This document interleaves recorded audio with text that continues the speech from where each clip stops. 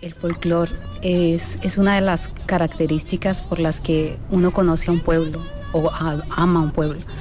Cuando yo llegué a Mallorca, empecé a bailar Valdebot y jotas, fandangos, porque entendía que era la manera, o sea, era mi manera de entender la cultura local a través de la danza, a través de sus tradiciones, a través de cómo tradicionalmente se han transformado esos bailes para entender cómo funcionaba un pueblo. Soy la reina, me hace la corte un fino violín, me enamora un piano, me sigue un... Y así vas haciendo comparaciones de por qué los saltos, por qué los brazos en alto, por qué esas sutilezas al bailar, y esas comparaciones con los nuestros que son tan cadentes, ¿no? De mover tanto la cintura, la cadera, de esos ritmos.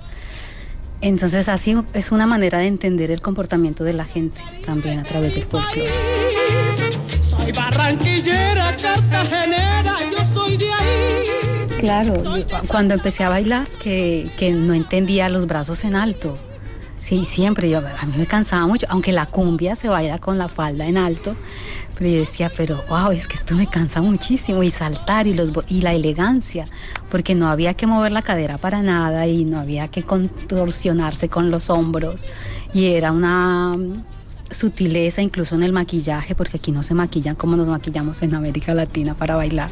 Claro, tú tienes que mostrarte toda tu esplendor, toda tu sonrisa, ¿no? Aquí no. Si puedes, sonríe lo mínimo, o sea, muy sutil, muy elegante, nada de mostrar. Entonces vas entendiendo cómo funciona la cultura, cómo funciona el coqueteo, cómo se coquetea a través de la danza. También si lo extrapolas, o sea, eres muy sutil, eres muy delicada.